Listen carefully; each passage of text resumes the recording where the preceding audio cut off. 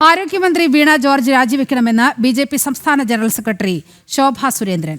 2016 മുതൽ കേരളത്തിന്റെ ആരോഗ്യമേഖല കുത്തഴിഞ്ഞു കിടക്കുകയാണ്. ആരോഗ്യമേഖലയ്ക്ക് ആവശ്യമായ പണം ധനവകുപ്പ് നൽകുന്നില്ല.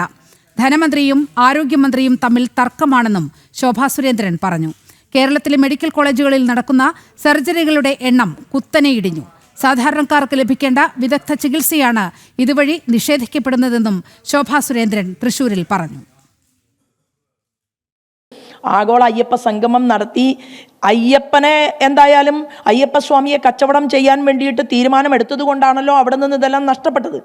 എന്നാൽ അയ്യപ്പൻ തന്നെ കലിയുഗ വരദൻ ഒരു തീരുമാനമെടുത്തു. ആഗോള അയ്യപ്പ സംഗമം നടത്തിക്കൊണ്ട് സാമുദായിക മേഖലയുടെ തലപ്പത്തുള്ളവരെ വരെ തെറ്റിദ്ധരിപ്പിച്ചുകൊണ്ട് ഇടത്തും വലത്തും നിർത്തിയിട്ട് മിസ്റ്റർ പിണറായി വിജയൻ, നിങ്ങളങ്ങനെ തല നിവർത്തി നിൽക്കണ്ട, കാരണം നിങ്ങൾ കളവാണ് ചെയ്യുന്നത് എന്ന് അയ്യപ്പൻ ഇപ്പോൾ സൂചന നൽകി. ഏതെങ്കിലും പ്രത്യേകം ആരെങ്കിലും കണ്ടുപിടിച്ചല്ലോ, അയ്യപ്പൻ തന്നെയാണ് ജനങ്ങളുടെ മുന്നിൽ അതെല്ലാം തെളിയിച്ചു കൊടുത്തിട്ടുള്ളതെങ്കിൽ ഇവിടെ ക്രിസ്ത്യൻ മതവിഭാഗത്തിന്, മുസ്ലിം മതവിഭാഗത്തിന് കിട്ടുന്ന എല്ലാ ആനുകൂല്യങ്ങളും എല്ലാ അവകാശങ്ങളും ഹിന്ദു മതത്തിനും കിട്ടണമെന്ന് അവർ പോലും ആഗ്രഹിക്കുകയാണ്. കാരണം അവർക്ക് വിവേചനമില്ല.